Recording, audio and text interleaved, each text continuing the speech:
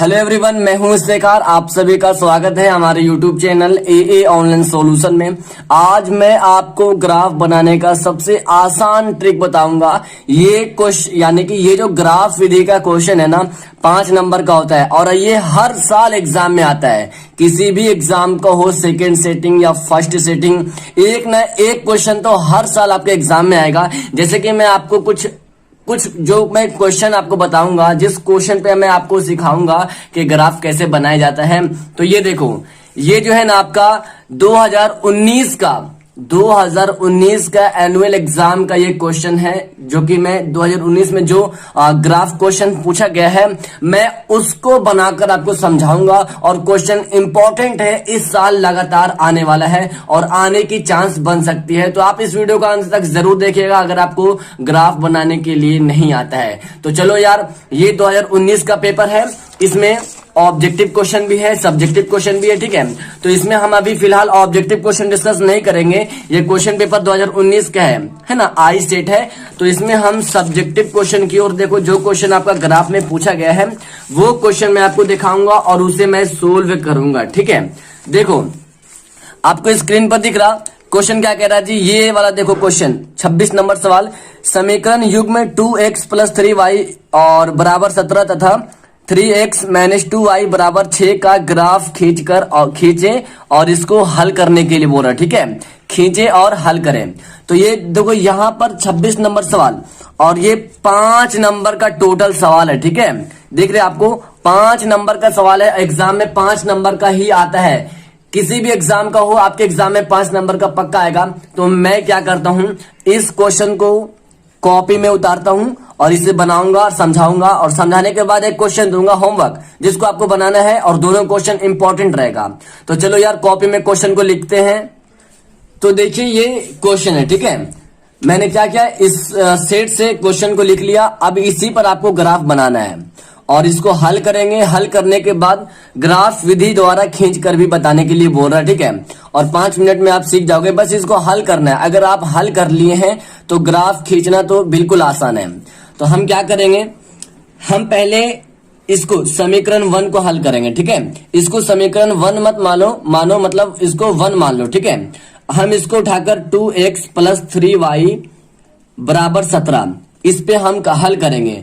और आपको एक इंपॉर्टेंट बात, जब घर बनाना हो तो 2 ही घर बनाना। देखो, इसको x मानो, इसको y मानो, और बस 2 ही घर बनाना है। अगर 3 बनाओगे तो फिर लोचा हो जाएगा। 2 बनाओगे पूरा नंबर आपको देगा, ठीक है। x y, देखो 2 घर है ना, ये 2 घर और ये 2 घर, ठीक है। तो हम पहले 1 को सोल्व करें, ध्यान से सुनेंगे। यहां पर x का मान आप जो भी रख सकते हो और या y का मान आप जो भी रख सकते हो, ठीक है। यहां पर x और y का मान निकालने के लिए बोल रहा है।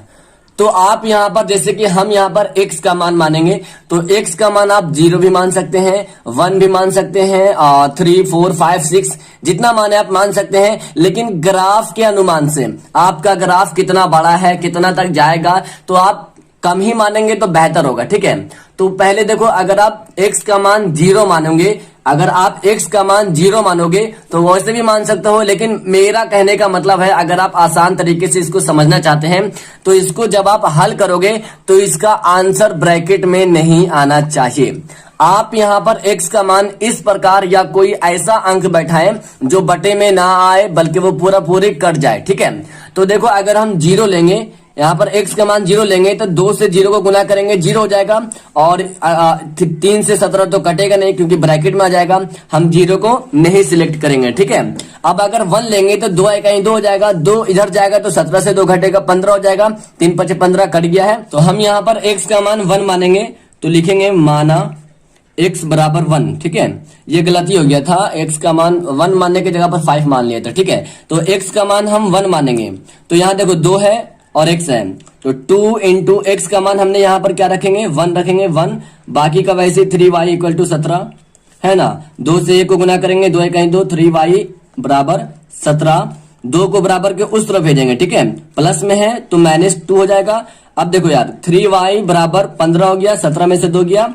अब y बराबर 3 गुना में है, उधर जाएगा तो क्या हो जाएगा, भागम हो जाएगा। और 3 × 5 = 15, यानी कि y का मान आपका कितना आ गया, y का मान आ गया 5। और आपने यहां पर क्या माना था, 1 माना था, ठीक है। तो हमने क्या कहा, आप x का मान जो भी मान सकते हो, ऐसा मानो कि आंसर जो है y का बटे में ना आए। बटे में आएगा तो मुश्किल होगा, थोड़ा सा हार्ड। आप थोड़ा सा इजीली सीखो, आसान ट्रिक, ठीक है। तो आप देखो ये पूरा कट गया, ये मेरा अभी एक ही डिब्बा भरा है, ठीक है। अब देखो मैं दूसरा मानूंगा, यहां देखो। अब इसी को क्या करेंगे, देखो ध्यान से। अब मैंने यहाँ पर 2 डिब्बा लिया, तो ये अभी जो निकाला है x का मान 1 और y का मान 5, ये एक डिब्बा के लिए फिल हो गया, ठीक है ना। अब दूसरा डिब्बा के लिए निकालेंगे तो इसी को लेंगे, ठीक है। यही यानी कि 1 जो माने थे, इसी को हम यहाँ पर लिखते हैं 2x + 3y = 17। फिर यहाँ पे मानेंगे जी, यहाँ पर लिखेंगे क्या, माना। अब देखें, अगर हम इस डिब्बा को भरेंगे तो यहां पर भी आप y का मान, सॉरी x का मान कुछ भी मान लीजिए, आप y का भी मान सकते हैं, ठीक है।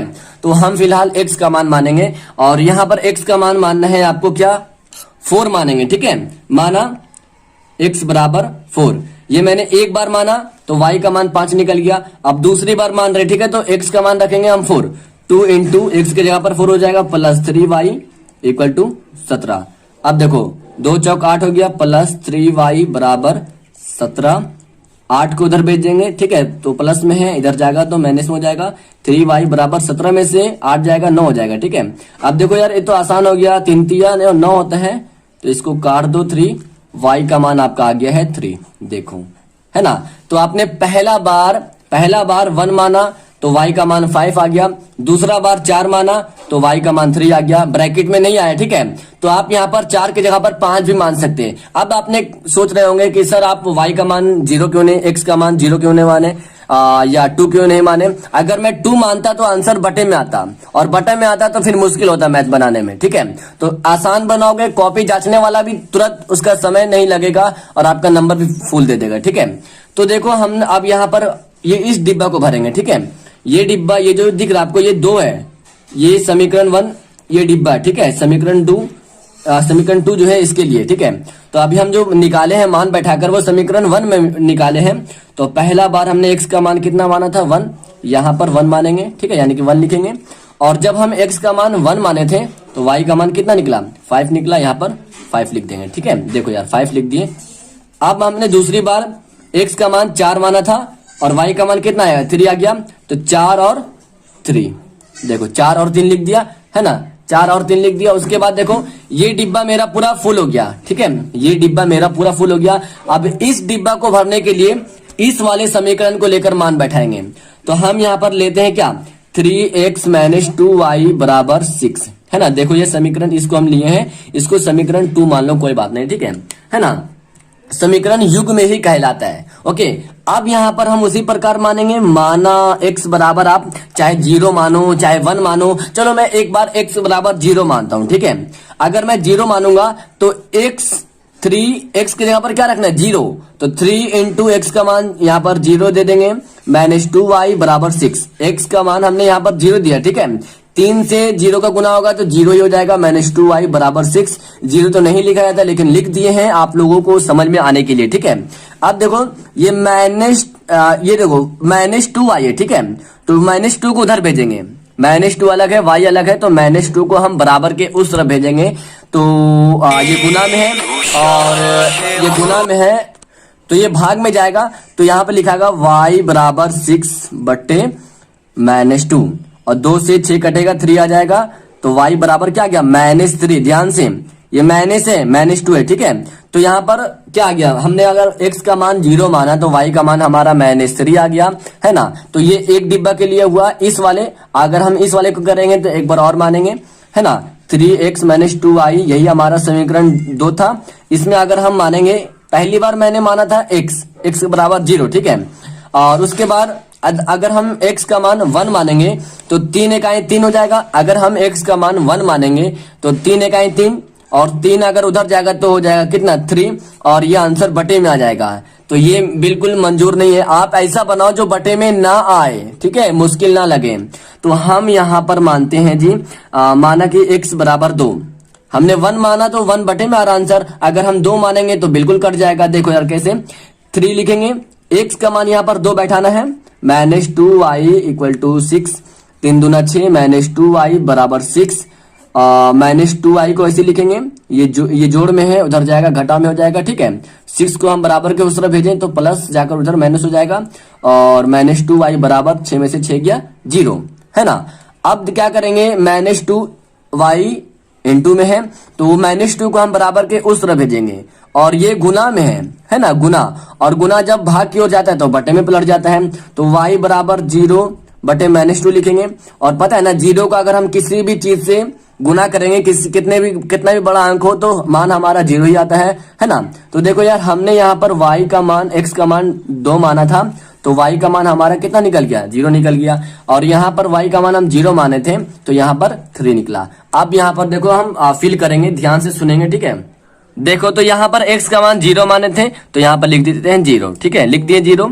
उसके बाद अगर हम x का मान 0 माने थे तो y का मान हमारा कितना है, -3 आया, -3 लिख देते हैं।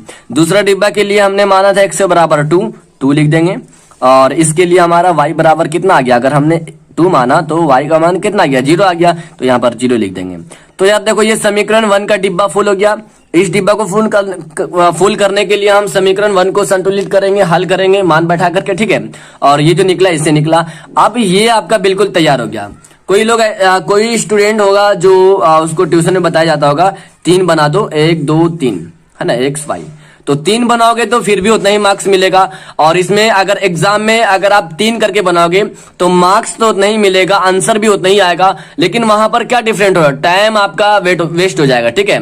और 3 घंटा का टाइम मिलता है यार, सारा क्वेश्चन को डिस्कस करना है, तो आप 2 ही बनाओ, आंसर उतना ही आएगा। आप 3 लेकर के जाओ या 4 लेकर जाओ या 5 लेकर जाओ, आखिरी जो हल जो होगा समीकरण का, जो ग्राफ विधि में जो खींचेंगे वो उसका आंसर जो है एक ही आएगा।